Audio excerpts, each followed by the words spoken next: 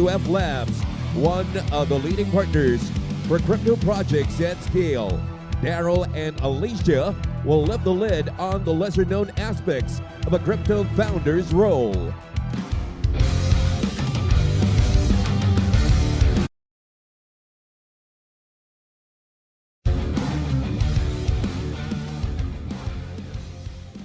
Hello. Yes. Hello, Tess. Hi, everyone. Thank you so much, YGG, for organizing this event. I'm so happy to be here with you, Daryl. It's my first time in the Philippines. So, yeah, we can kickstart. Definitely. I'll just kind of do a quick introduction of myself. I'm Daryl. I'm the general partner here at TRIVE Digital. We're a Singapore-based VC fund. We do pre-seed and seed station, early stage investments in blockchain, but of course, we also do Web 2 and Web 3 investments since 2017. And I think really excited to be here as well. So let's take it away. Yeah, and I'm Alessia Baumgartner. I'm VP Ecosystems at DWF Labs. We are a Web3 market maker and also investor. My expertise comes from doing over 500 listings, so I'm pretty excited to have, our conversation. But before we kick off, so the lawyers don't kill us, I think it's important for us to do, just before the conversation, we should just clarify that this is for educational and entertainment purposes only. So whenever we're mentioning any token, any platform, or any service, please don't take it as financial advice. Yeah, don't quote us. Yes. So please don't quote us on X, and I think that's pretty much it. Yes. Cool. Well, I think just to give a quick intro about the topics that we're going to discuss, we're going to cover token listings from ICOs till today, how things work now. We're going to talk about how market making works and why is it necessary, when is it not necessarily. We're going to cover VCs because, without the VCs, a lot of projects would have not kicked off. What else? I think we'll also cover, in terms of tokenomics, how do you kind of manage? And managing your token is not as simple as structuring it out. It's also who you appoint as a market maker, how you list, where you list, who do you list it with. All these different, I would say, details matters, and I think we're going to go through that, through this 40 minutes that we have. Yeah. Yes, perfect. Well, I think, Daryl, if you could go through maybe how token listed started, what were the strategies back in the day, or no strategies, and then what we see now, that would be great. I think when it comes to token listing itself, if some of you have been here, or some of us have been here long enough in the trenches itself, since 2016, 17, it's kind of like the ICO era, the era whereby all you need is a white paper, and apparently you can raise multiple millions of dollars, right? But that kind of Undoxed team. Yeah, undoxed team as well. You don't need to be doxed. You don't need to provide any kind of documentations, no due diligence, just white paper, and you're good to go. And of course, we saw the ICO boom. But over time, because there was just way too many projects that did an ICO, to the point where they all, some of them became ruggers, and a lot of the investors have also became more sophisticated, and that kind of evolved the way people raise funding, right? So you move from there itself. That's where the timeline kind of started, where a lot of VCs actually started to come in, where you see a little bit more investors rounds and those multiple tier rounds in the past. And then afterwards, in terms of listings-wise, people start to see exchange offerings, decentralized exchange offerings, launch pads as well. I think launch pads during the COVID era was very popular, right? Whereby, and I think right now it's too popular. It's just that the way it works has evolved. The due diligence process or the governance required by a lot of these platforms is much more stringent. They don't just take anyone right now. I think, like interestingly, we were just having a conversation about Monad, right, whereby they disclose who their market makers is. In the past, you don't have any such disclosures itself. So I think we've gotten to a stage where a lot of projects have to be more sophisticated. They have to provide more information. And I think a lot of these launchpads, the whole idea that they have, or even any exchanges, decentralized, centralized otherwise, is to protect the investor's interests. And that's kind of like the ultimate goal, right? Kind of like self-regulatory itself. So yeah. Yeah, I think we learned a lot with the past, with a lot of these token launches or tokens that ended up not getting launched. And of course, we see a lot of retail users and VCs getting rugged, pretty much. So I think that's the importance of regulation coming into crypto. It's not just to say, oh, what is a security, what is not, but it's, after all, it's just to protect everyone's interests. And then, of course, when we are talking about token launches, as we're saying, there are different ways to launch, right?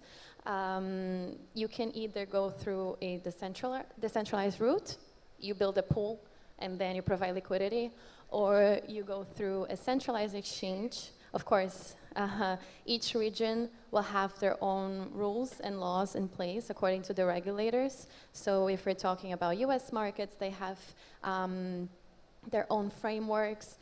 Europe as well, Middle East, especially in UAE, we see a lot of VARA, which is the virtual asset regulator. Singapore, we also have different regulatory framework. Of course, anywhere in the world, different rules. So I think it's important for token issuers to take note on that as well, because each exchange, if you go through a centralized exchange route, will have their own demands. And then there's a third way, which would be a hybrid mix between centralized exchange and DEX. I think that's the most common route right now. There's pros and cons between each one, and we will cover them throughout our conversation. And lastly, just a normal public sale round, fundraise a bit before the launch itself. Yeah, I think when it comes down to figuring out, I think token management itself, figuring out where to launch and how. I think a lot of the projects have a misconception that you simply can, or you should focus on just going towards T1 exchanges and or CXs and just launching there, and then paying $250,000, $500,000. You don't have to. In fact, it's funny because most of the time when I ask even my portfolio, why are you launching on all these different exchanges? I didn't ask you to, right? My fund life is 5 years, so no one's pressuring you into doing this. So I think it's more on figuring out what strategy works for you. Is it necessarily to to kind of launch on a T1 exchange, or sometimes you can actually use whatever liquidity you have in your treasury, start an LP, launch on a DEX, and spend the rest of the money you have on marketing or building up your user base itself. Because I think people don't understand that the art of token management really boils down to communication. It's pretty much running a public company. People fail to realize that most of the time, that a token is like running a public company. I mean, token for me is when the real work starts. I think a lot of founders and projects think that, oh, I've done the TGE, now it's over. No, that's actually when the real work starts, because your company is public. Every single decision you make will be reflected on the chart, because people will think your news is bullish or bearish. Yeah. And of course, when it comes to the token launch itself, there is a tokenomics factor. How are the unlocks scheduled? So yeah, I think that's when the real work actually starts, and that's when people just... It's funny how people don't realize that even in the Web 2 world, like TradeFi, when you go for an IPO, the real work starts after. Yay, okay, you have a celebration, that's great, but now your job is to maximize shareholder value, right, and provide and basically try to, make as much money as you can for your shareholders. And in your case, in Web3, it's your token holders itself. So it's always about what's next, what has to be done. But I think we mentioned a little, you're mentioning a little bit about how, token investing, cliffs, and all these different requirements in tokenomics itself is pretty interesting. So one of the interesting things I want to talk about is how a lot of projects, especially when it comes down to working with centralized exchanges, getting listed on them, they ended up changing the terms because they say that, I'm not going to name names, but whatever exchange wants us to change at the last minute. So basically, whatever we've agreed with you in the last 2 to 3 years is just thrown out the window, right? So that was kind of like a big problem. Now, to a lot of projects out there, if you're kind of thinking of doing that, my advice is that you can burn bridges with your VCs itself, and they're never going to come back to work with you ever again, right? From a token management perspective, think of what makes sense for you economically and the value, and if you need more time to build and take it slow, just do it. Don't kind of just rush in, because sometimes it's also about the market conditions that we talk about. It's not just your tokenomics, where you're listing, how you're listing, but it's also about the market condition at hand. Because if it's a really crappy market, you can't expect to have a very successful launch, or even like your token price is going to sustain its price action. So those are things to consider. Yeah, I mean, another point that I see some projects do, they create a group of their investors to keep them updated. I think that's a great idea. And not just to keep updated, but also request help. Yeah. Hey guys, we're talking to market makers. Who should we speak? Do you guys have, suggestions? Or which listing strategy should I do? I think that's, a great way for, especially first-time founders to interact. And yeah, be transparent always. It's not nice to have changes in tokenomics. I'm just going to say this. I don't know why projects have this innate fear to share too much to their investors. We are probably in the same boat as you and worse off, because we have usually the worst terms, like 4 years. Who holds 4 years? Even your kill-out rounds, your strategic rounds, nobody holds 4 years. We do, right? Most of the time, we're probably the last to exit. Okay, or maybe right before teams. But teams, you guys can unlock from other categories of your token structure, right? Like your marketing treasury, your community treasury. You can unlock those. We can't. We're stuck with whatever we're given, right? So if you're transparent about it, it helps us, helps you. Because only way you'll succeed, to be honest. I mean, we succeed is that you succeed, right? Because if your token doesn't go up, I can exit as well. So I think one of the key things in token management is really just be transparent, and you'd be surprised how much value the VC. I'm not saying that all VCs are useful, right? But we know some VCs that will just give a check and not speak to you until TGE as well. Yes, but what I'm saying is that some of them are useful, and you just speak with them, right? In fact, I encourage my projects to speak up. I'm like, what do you need? How can I help you? Do you need connections? Do you need resources? And not just more money. That's the last thing you should ask, because, for example, I have 9 years experience in both corporates, working multinationals, doing multi-billion-dollar deals. You can ask me about how to do those deals, or connections to do those deals, rather than just, we need more money, right?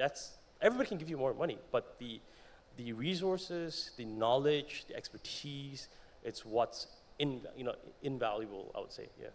Yeah, it's also funny when some projects come for their next round and but you invested in the first one, so please invest in the next round. I'm like, have you shipped something in this meantime? Why would you need the funding in the first place? Do you have a strategy already in place? That's also something that I wouldn't necessarily recommend unless you have a proper structure in place of what's your go-to-market strategy. Yeah, I think it's at the end of the day, it's more on knowing what's the reason of you raising, right? And what are you using the funds for? Even I think this is the reason why there are new models of token launches itself. For example, one thing that we can learn about how MetaDAO does it, right? The way that they ensure that it's unlocks based on futarchy. Basically, the investors that back the projects have to back them even more to pass or fail or approve certain proposals itself.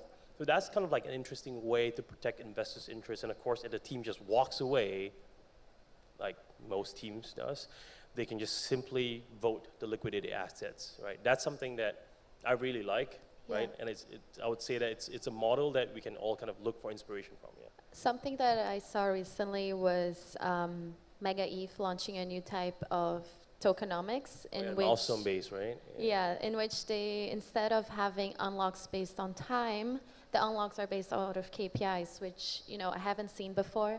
Of course, we will see in practice how it will work out, but I thought it was interesting because it shows that the team has to deliver in order to receive their tokens and I think rewards. It's also I think just to kind of like finish up, right, like on this conversation itself, we can learn from how Web2 does it.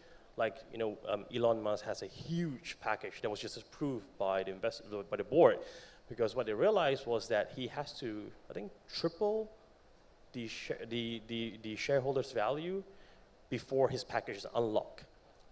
So that means that if he don't triple the value, like he has to attain it 100%, he gets 0, right? So I think we can learn a thing or two on how shareholder management works in the Web2 side, and then for us, it's token management works. And I think that's going to change the way projects can evolve itself. So to wrap it up, I think we covered a lot of things. But of course, if anyone wants to discuss with us later, we're here at the conference. I think key points. Evaluate your project. Which route makes more sense to you? You don't have to follow what everyone is doing. Be transparent to your investors and community. And of course, if you have to do any changes into your tokenomics, please notify clearly. And other than that, let's take more examples from Web 2 and apply it to Web 3 and test it out to see if it works or not. So All right, thank you. Thank you, Daryl. Thank you so much. Thank you.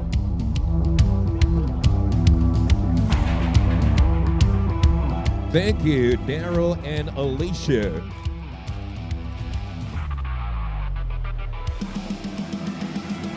Next up, renowned podcast host Hugh Rainbow